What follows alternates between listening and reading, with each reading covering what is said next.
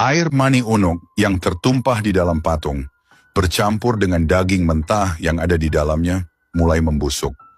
Busuknya daging tersebut mengeluarkan bau menyengat yang bahkan bisa tercium hingga ke desa-desa terdekat. Dari dalam patung, ulat-ulat sebesar bayi manusia mulai tumbuh dan bergerak liar. Ini bukan bagian dari rencana, kata salah satu penasihat dengan wajah pucat ketika mendengar kabar tentang fenomena aneh yang terjadi pada patung. Mungkin ini adalah murka Tuhan atas tipu daya yang kita lakukan, ucap seorang pendeta tua yang turut menyaksikan kejadian aneh tersebut. Ulat-ulat itu tidak berhenti tumbuh. Mereka menjadi kepompong, dan dari kepompong-kepompong itu, sesuatu yang lebih mengerikan lahir. Ketika kepompong-kepompong itu pecah, lahirlah makhluk-makhluk yang menyerupai manusia, namun dengan perawakan menyeramkan dan penuh kebuasan. Mereka adalah Yajuj dan Majuj, makhluk ganas yang lahir dari ulah unuk dan nafsunya yang tak terkendali. Makhluk-makhluk ini segera menyebar keluar dari patung, mencari makanan. Tidak ada yang bisa menghentikan mereka. Hewan-hewan ternak menjadi korban pertama. Mereka melahap segala yang mereka temui, dari sapi, kambing, hingga kuda. Rakyat mulai panik. Tidak ada yang tahu bagaimana cara menghentikan makhluk-makhluk ini. Mereka keluar dari liang kemaluan patung itu, satu persatu, bagaikan aliran air yang tak terhentikan. Desa-desa yang berada di sekitar patung itu menjadi korban pertama. Teriakan dan tangisan terdengar di mana-mana. Para petani dan penduduk desa melarikan diri, namun banyak yang tidak berhasil. Yajuj dan Majuj tak hanya memakan hewan ternak, tapi juga menyerang manusia. Raja, yang semula berpikir bahwa rencananya akan menyelamatkan kerajaan, kini dihadapkan pada masalah yang jauh lebih besar. Ini semua salah kita, ucapnya dengan penyesalan di depan para penasihatnya. Kita telah menciptakan monster yang tidak bisa kita kendalikan. Yang mulia, kita harus melakukan sesuatu sebelum seluruh negeri kita dimusnahkan. Desak salah seorang penasihat. Raja tidak tinggal diam. Ia memerintahkan pasukan terbaiknya untuk memburu dan menghancurkan Yajuj dan Majuj. Namun, setiap usaha yang dilakukan gagal. Pasukan yang dikirim selalu kembali dengan korban jiwa yang tak sedikit. Makhluk-makhluk itu terlalu kuat, terlalu cepat, dan jumlah mereka terus bertambah. Kita harus memanggil bantuan dari luar kerajaan, seru salah seorang panglima yang terluka parah usai bertarung dengan makhluk-makhluk buas itu. Desakan ini akhirnya membuat raja mencari bantuan dari Raja Iskandar Zulkarnain, seorang penguasa legendaris yang dikenal memiliki kekuatan dan kebijaksanaan luar biasa. Raja mengirim utusan ke wilayah Raja Iskandar Zulkarnain, berharap dia akan datang dan menolong.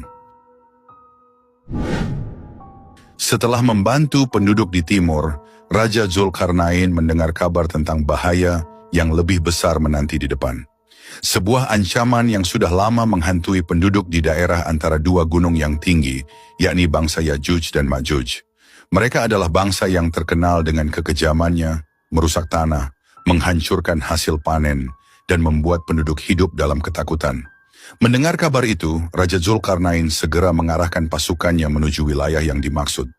Ketika mereka tiba di sana, para penduduk dengan tergesa-gesa datang menyambutnya. Wajah mereka penuh dengan kecemasan dan ketakutan. Wahai Raja yang perkasa, seorang pemimpin penduduk berbicara dengan nada penuh harap. Bangsa Yajuj dan Majuj telah membuat hidup kami sengsara. Mereka menghancurkan apa yang kami bangun dan tidak memberikan kami kedamaian. Kami tidak tahu harus berbuat apa lagi. Hanya Engkau yang bisa menolong kami.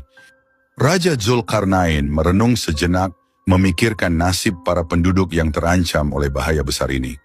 Lalu dengan keyakinan penuh, ia berkata, "Aku akan menolongmu. Tetapi pertama-tama, kalian harus bekerja bersama-sama denganku.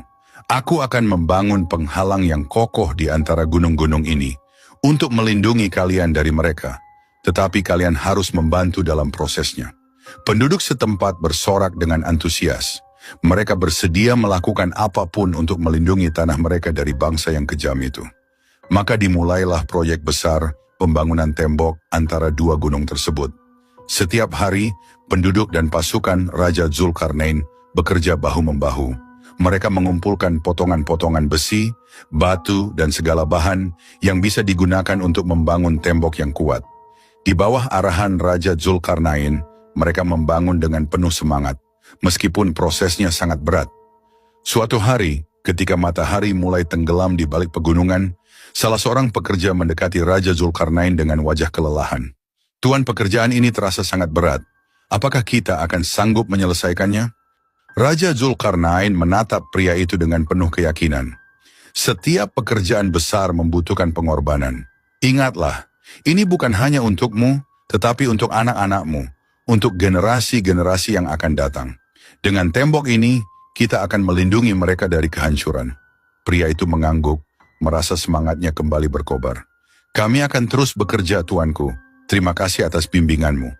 Raja Zulkarnain tersenyum, lalu kembali memantau jalannya pembangunan. Setiap kali ada kesulitan, dia hadir untuk memberikan solusi. Setiap kali ada yang kelelahan, dia memberi motivasi. Dia bukan hanya seorang raja yang memerintah dari atas takhta, tetapi juga seorang pemimpin yang terlibat langsung di medan tugas. Namun tidak semua berjalan lancar. Sebelum tembok itu sepenuhnya selesai, pasukan Raja Zulkarnain mendapat kabar bahwa Ya'juj dan Ma'juj telah bergerak mendekat.